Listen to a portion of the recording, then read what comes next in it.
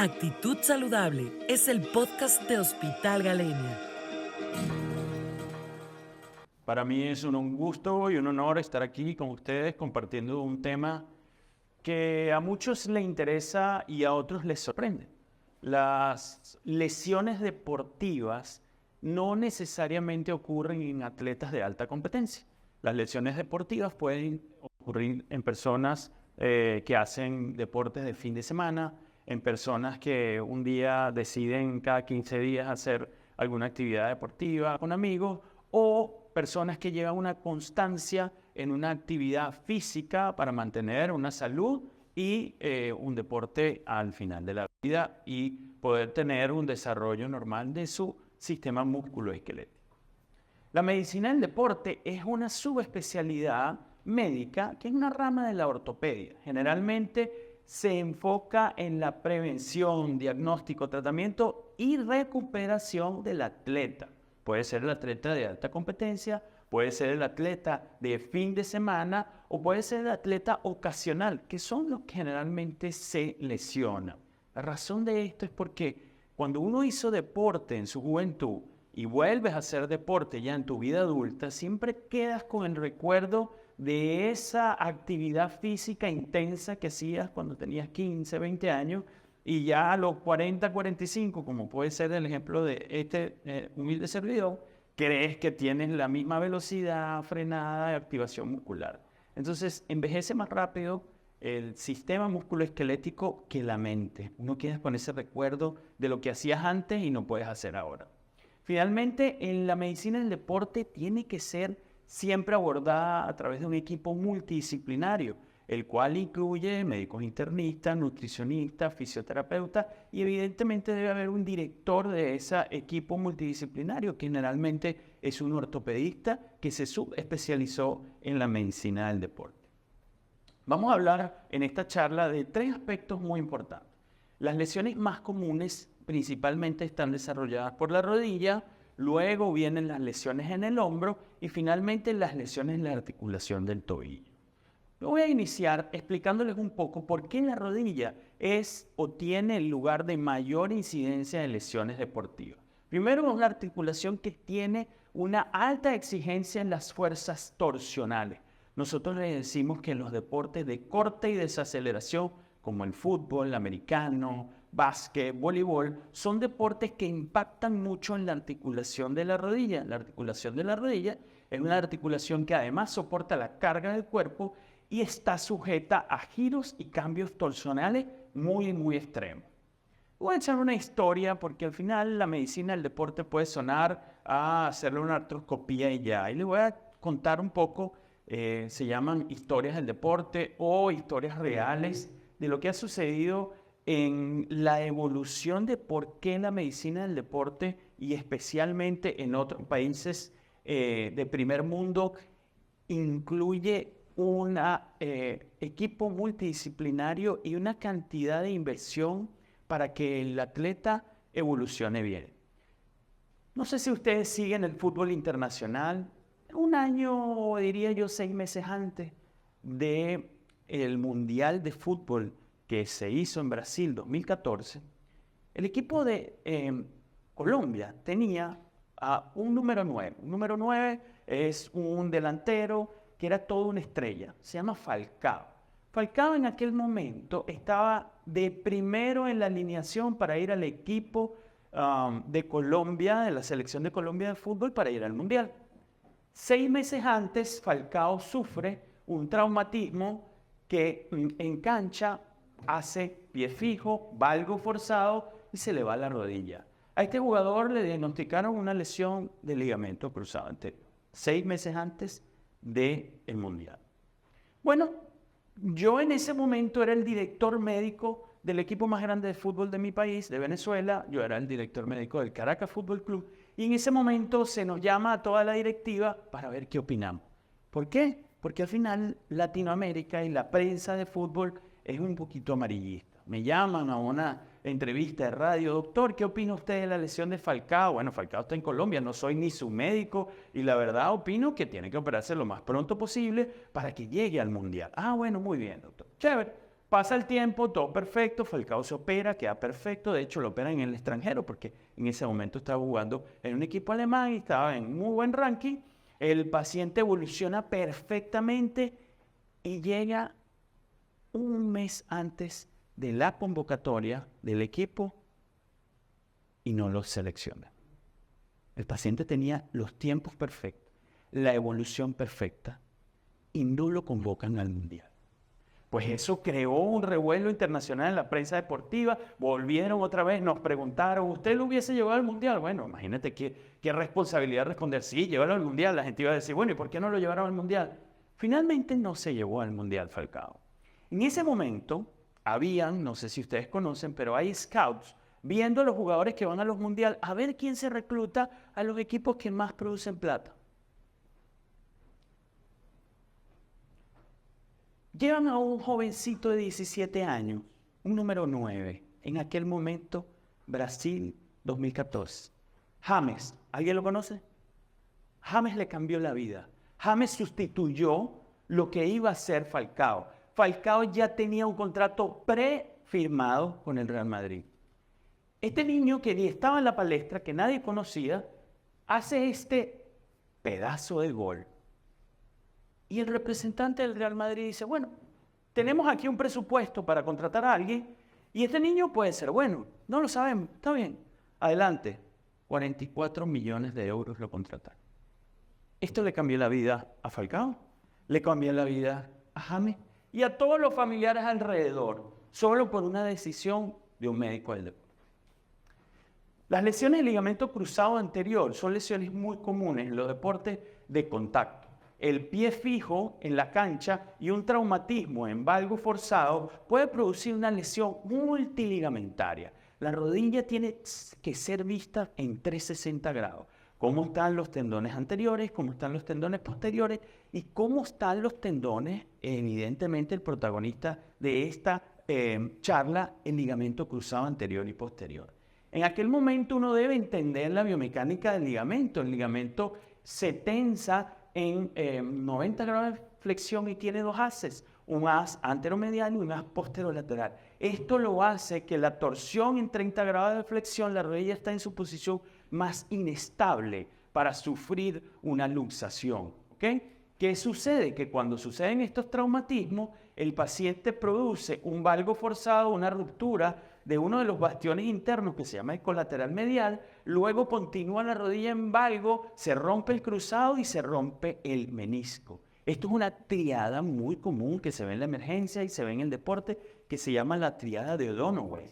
La triada de O'Donoghue cursa con una ruptura completa del ligamento cruzado anterior más sus dos estructuras que son el extra de la estabilidad de esa lesión.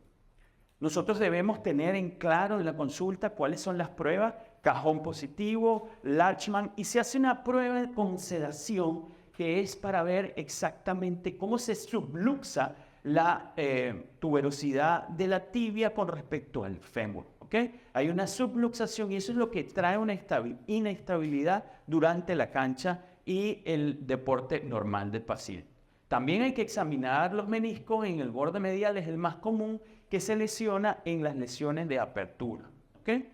A ver, ¿qué estudios pediríamos? Cualquiera le pediría inicialmente una rayos X, un eco para ver las partes blandas, pero el gold standard para este tipo de lesiones es la resonancia magnética nuclear. Es muy claro ver una lesión del ligamento cruzado anterior, cómo se ve la acumulación de líquido y en T2 se ve en blanco todo el tejido inflamatorio y generalmente hay hematoma y cómo se ve una línea en el menisco. Este menisco se puede hasta luxar y bloquear en asa de Valde.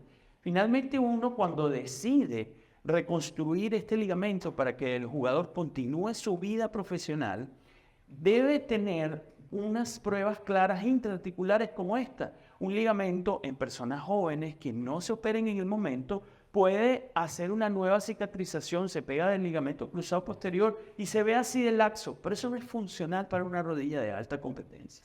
Entonces, ¿nosotros qué hacemos? Para nosotros esto es una cirugía de rutina, es una cirugía además apasionante porque debes, y esto es una de las conclusiones que les tengo para esta charla, individualizar el tratamiento.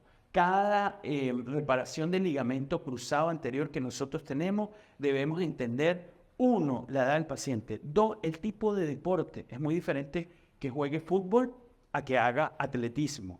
Es muy diferente que juegue judo a que de repente juegue deportes de velocidad. Entonces, hay que individualizar el tratamiento para poder escoger, uno, el buen injerto, el tamaño y también el tipo de técnica. Nosotros usamos una técnica anatómica a través de un túnel anteromedial que hace una reconstrucción de un túnel femoral anatómico. Reconstruye exactamente cómo estaba el ligamento de manera natural. Aquí tenemos un ejemplo de una cirugía. Siempre vemos en este tipo de lesiones un menisco lesionado. Hay que tratar de preservar el menisco lo más, el mayor porcentaje posible. Hay un dicho que en cirugía artroscópica que dice save the meniscus, sálvalo porque es un colchón de tejido conectivo que nos ayuda al buen pronóstico de la rodilla. Se hace un túnel tibial, después se pasa a un túnel femoral. Estos dos túneles nos van a permitir el pase y la apertura de lo que es el injerto. Nosotros utilizamos una guía flexible que llega hasta el punto de nacimiento o el footprint del ligamento cruzado original. Medimos el túnel y pasamos. Miren qué belleza, cómo se pasa el ligamento a través de un sistema de suspensión. Miren el grosor y la tensión de un ligamento nuevo. Esto le da una estabilidad y una seguridad al paciente para iniciar sus actividades. ¿Okay? En el postoperatorio nosotros inmediatamente, a diferencia de lo que puede pensar la gente, le damos una flexión hasta 90 grados a tolerancia. Yo siempre le pido al paciente, haz tú mismo la flexión hasta que puedas. Tú mismo no te vas a lesionar. Luego a las 24 horas los pones a apoyar sin problema. El paciente flexiona, los protegemos con un brace y casi a partir de los 3 meses los pacientes están haciendo algo que se llama rehabilitación de sport specific, que les entregamos ejercicios divertidos para que el paciente joven en la terapia esté entusiasmado y pueda decir, yo voy bien en esta terapia. Hago ejercicios de propiocepción que son de balance de todo el cuerpo, pero además tengo el deporte que más me gusta, que es el balón. Entonces, es importante determinar cada tipo de paciente. Y les pongo este ejemplo, ya les puse un ejemplo internacional, ahora vamos a ponerle un ejemplo personal y local. Tenemos a este profesional del fútbol, se lesionó 2 veces, tuvo una lesión del menisco en asa de balde, salió de la cancha con la rodilla bloqueada. Gracias a Dios tuvimos la oportunidad de hacerle una buena cirugía con todo el equipo multidisciplinario. El paciente 3 meses después vino a mi consultorio solo a agradecerme, me firmó, él mismo me trajo una playera, la firmó y se fue contento. Hoy día ese paciente lo contratan en la Liga de Expansión, un paciente muy conocido, tiene la posibilidad de hacer esto. Para uno, como médico del deporte, esto nos llena de orgullo. El paciente ahorita tiene una vida plena, deportiva y le queda todo por delante, un futuro profesional. A veces vemos la medicina del deporte como, ay, el doctor lo quiere operar. No, para nosotros es darle continuidad en esa profesión que tiene esta persona. Segunda lesión más frecuente, el hombro. ¿Por qué el hombro es una lesión tan frecuente dentro de los deportes y especialmente en los deportes de contacto? El hombro es la articulación más móvil del cuerpo. Tenemos el mayor rango de amplitud de movimiento que todas las articulaciones. Es una articulación esferoidea, por lo cual el hombro está propenso a tener mucha movilidad pero poca estabilidad. La estabilidad va a estar dada por elementos, se llaman dinámicos, que es músculo, ¿ok? Y los tendones. Esto crea un amplio rango pero compromete su estabilidad. El sobreuso, como nombraba aquí la doctora, el sobreuso de una actividad repetitiva por encima de la cabeza se llama overhead. Puede ser natación, puede ser laparoscopia, cualquier actividad que nos tenga en tensión durante mucho tiempo, todos los días, el hombro por encima de 90 grados o por encima de la cabeza, nos va a producir lesiones por sobreuso. Y esto trae desgarros, trae inestabilidades o microinestabilidades. Los deportes de contacto es muy común las luxaciones, tanto acromioclaviculares como la inestabilidad glenohumeral. Si ven arriba este video, este es un deportista de artes marciales, ¿ok? y que estos son deportes evidentemente de contacto y de tracción, se le luxa el hombro en plena pelea y él ni siquiera dice no me toque. Ya yo sé cómo reducirme esto. Él intenta inmediatamente hacer una maniobra. Esto es muy común en las luxaciones recidivantes, ¿ok? Y en los deportes de contacto, las caídas de cabeza, pasa en fútbol americano, pasa en el rugby, las caídas producen un traumatismo directo en la articulación, tanto del codo como del hombro, que terminan luxando todo el complejo de la cintura escapular. Ahora bien, hay toda una estadística para los distintos tipos de deporte. Estos círculos reflejan la tracción, trauma que se produce en los deportes. Fíjense que los círculos más grandes son rugby, fútbol americano y se dice que las lesiones más frecuentes en el fútbol americano en Estados Unidos y evidentemente aquí, ya viendo todos los pacientes y haciéndoles las cirugías a los pacientes de la náhuatl, es el deporte colegial. ¿Por qué el deporte colegial produce más lesiones que el deporte profesional? Por una sola razón. Esos chavillos se están ganando un puesto. Ya el que está en la profesión más bien se cuida. Ya yo tengo mi puesto seguro, me voy a cuidar, está bien, vamos a hacer una estadística, vamos a ser buenos. Pero el que está en el colegial lo da todo. Entra con todo y se arriesgan mucho. Entonces, si hacemos un poco de estadística personal, en mi consultorio me llegan muchas lesiones, evidentemente por fútbol americano que tienen arrancamientos óseos por el traumatismo, lesiones por tenis, hacer overhead, lesiones he visto muchas aquí porque personas que trabajan en los hoteles, personas que trabajan aquí mismo en los restaurantes, hacen deportes tipo telas. Las telas que vemos ahí en el Chambao, esas telas tienden a tener mucha fuerza a nivel de inversiones porque se ponen de cabeza sobre el hombro y producen lesiones. Y evidentemente el béisbol, que es el deporte élite para el throwing o el lanzamiento. Las luxaciones acromioclaviculares son muy comunes. Hay que tener en cuenta este examen físico sencillo que se llama el test de la tecla. Esto significa una luxación acromioclavicular aguda. Aquí tenemos a un representante muy conocido por la audiencia porque juega en la náhuatl. Se le hace una rayos X sencilla con una inclinación que se llama de zanca, se le ve el espacio, ¿ok? Y se le pide la resonancia para ver qué cantidad de ligamentos está roto. Y mire cómo se ven todos los ligamentos acromioclaviculares y los costoclaviculares rotos. ¿Qué hacemos nosotros? Hay una técnica artroscópica muy común, se llama el dispositivo dog bone o tie brace. Esto, hacemos una artroscopia, nos metemos en un lugar bien peligroso del hombro, que es por debajo de la coracoide, por ahí pasa todo el plexo braquial, como lo nombró nuestro compañero Jax, pero ahí entramos de manera segura con unas guías que nos protegen y hacemos pruebas al final de estabilidad. Me encanta hacer tracción de un paciente postoperado en quirófano, porque yo siempre les digo, si se rompe, que se rompa aquí en quirófano, aquí lo volvemos a reparar. El tema es que se nos rompa otra vez en cancha.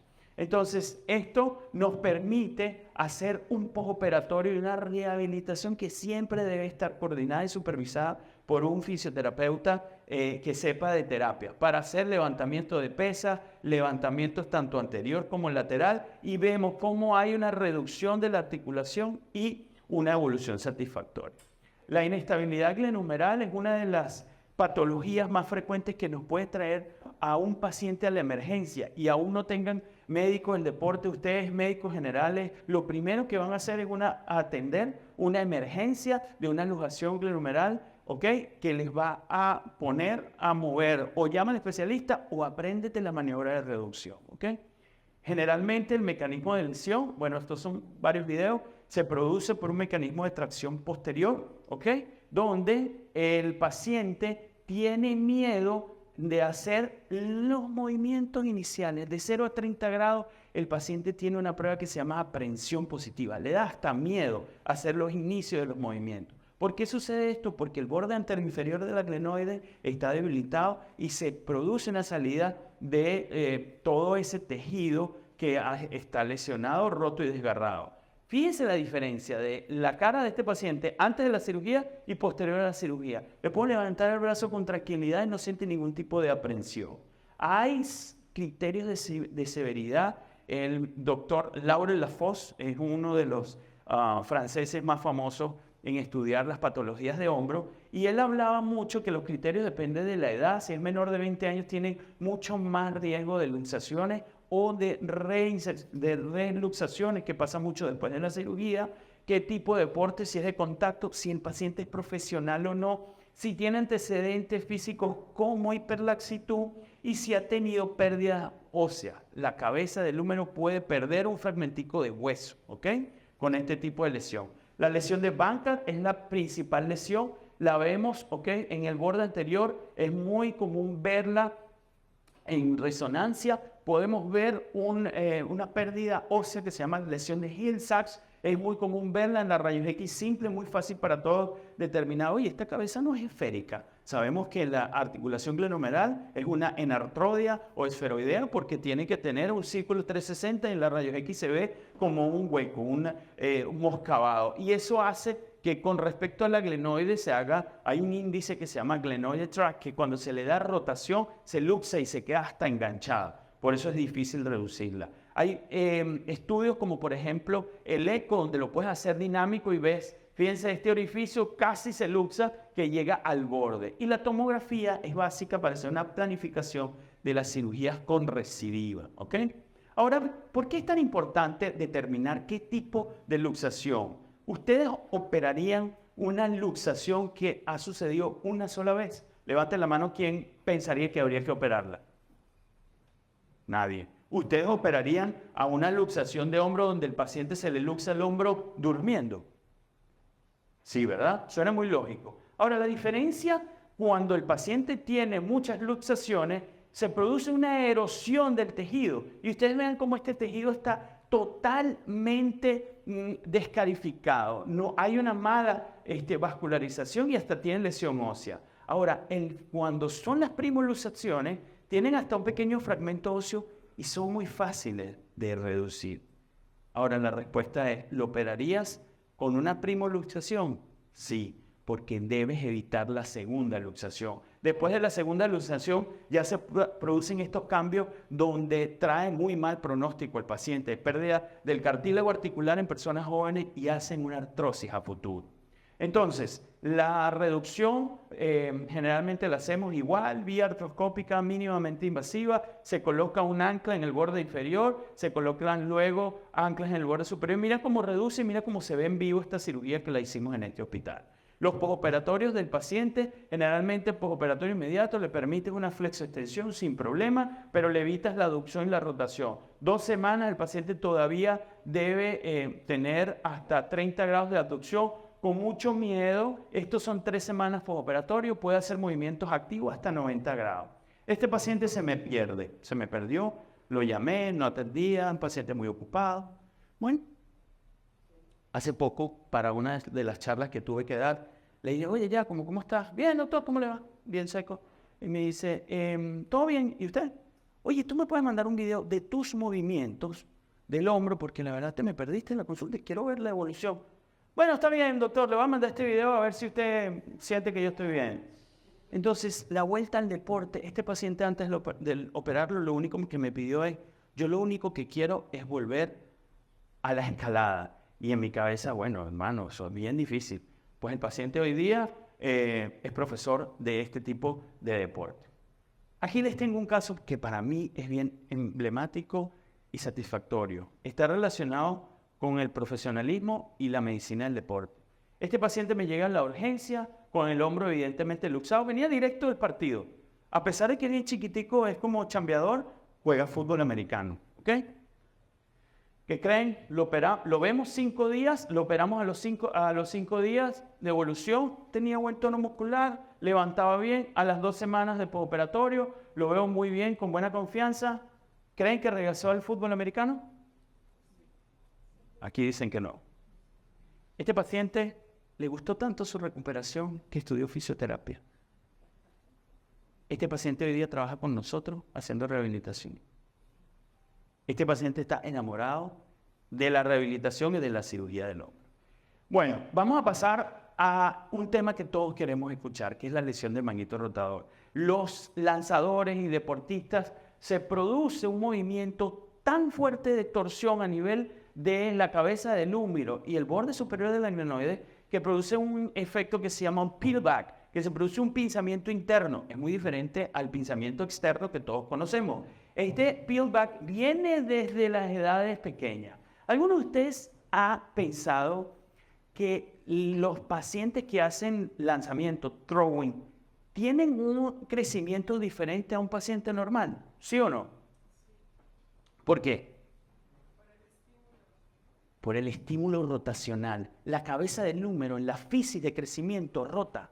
Y los pacientes tienen la posibilidad de tener una hiperextensión y rotación externa mayor a un paciente normal. Ahora, cuando eso sucede por este movimiento repetitivo desde niños, por eso las ligas menores han evitado más de 125 lanzamientos en una temporada de los niños menores de 14 años, porque les cambian la rotación de la cabeza del número y es un cambio de la física. Y cuando tú examinas a pacientes lanzadores, ven que extrañamente no rotan internos, tienen una disminución de la rotación externa, claro.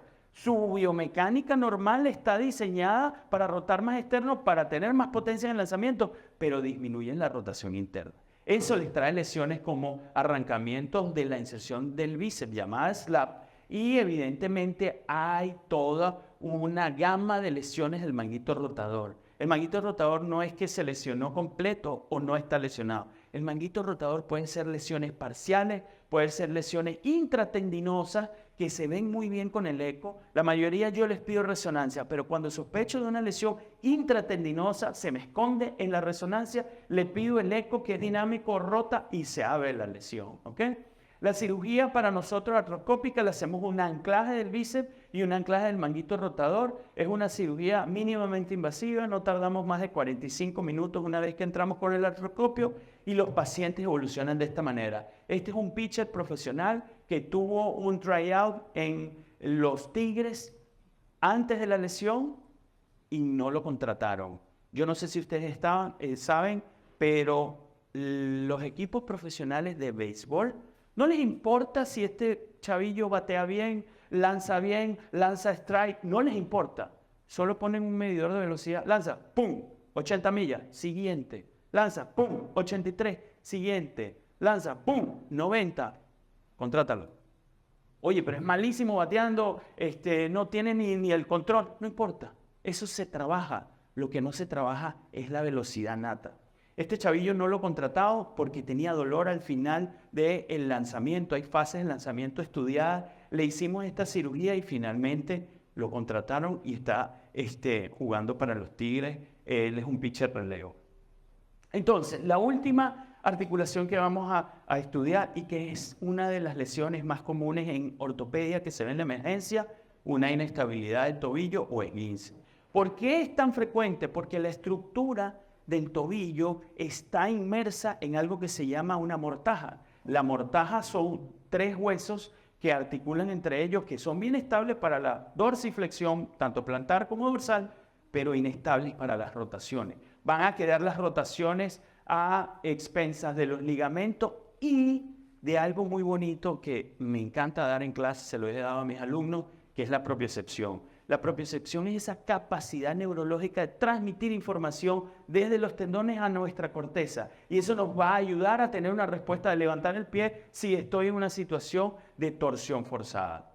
El complejo lateral del tobillo no solo involucra los ligamentos que van del peroneo hacia el astrágalo, peroneo astragalino anterior, posterior y peroneo calcáneo, sino también una articulación que muy comúnmente es mal diagnosticada, que es la articulación de la sindesmosis, que es esa unión entre la tibia y el peroneo al final del tobillo. Las caídas que producen una inversión forzada, tanto en fútbol, básquet, deporte de corte y desaceleración con pie fijo, generalmente produce una apertura de esta articulación. ¿Ustedes sabían que más del 30% de los esguinces producen a futuro sinovitis, inflamaciones a repetición, tendinopatías, producen rigideces y dolor? El esguince es uno de las patologías en el tejido musculoesquelético más desestimada. Abuela, tuve un esguince, ponte una hoja de plátano y eso se te quita. Llama al vecino que es paramédico, no, ven acá, aquí tengo una venda con presión y listo. Es una de las lesiones que son más desestimadas. Todo el mundo trata un esguince, pero al final el esguince tiene 20% de lesiones recidivantes y el esguince hay que tratarlo específicamente como se debe. Hay un estudio neuromuscular donde hicieron una disección en gatos. Encontraron que los gatos tienen 1 por 10 de receptores de Golgi en los tendones de sus tobillos. Los seres humanos tenemos 1 por 10 menos que los gatos. Cuando tú lanzas un gato y cae, inmediatamente cae y rebota para el otro lado. Eso no es más que una reacción neurológica de sus receptores a nivel de sus articulaciones. ¿Por qué es tan importante este estudio? Porque finalmente cuando uno va caminando y ha tenido 10 esguinces en su vida y se te dobla el tobillo, te caes. Si tienes buena conexión neurológica, vas caminando, se te dobla el tobillo, levantas y quedas estable. Imagínense lo importante que es esto para el deporte.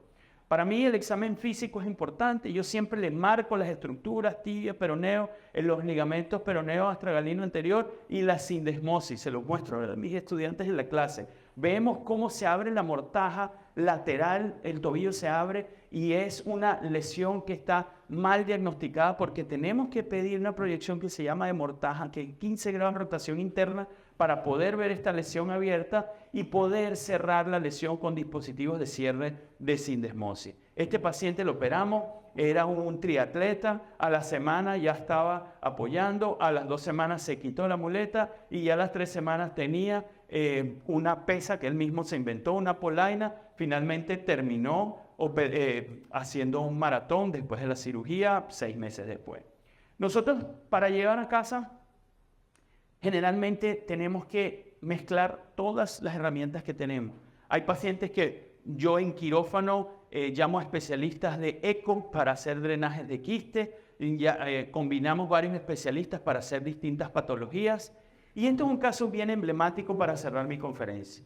Paciente de 19 años, estudiante de la Anáhuac, de la selección de fútbol, sufre una lesión en valgo forzado como las que le mostré inicialmente, que sufre lesión del ligamento colateral medial, del menisco y del ligamento cruzado anterior. Aquí está su resonancia, vemos una lesión parcial. 19 años, femenina.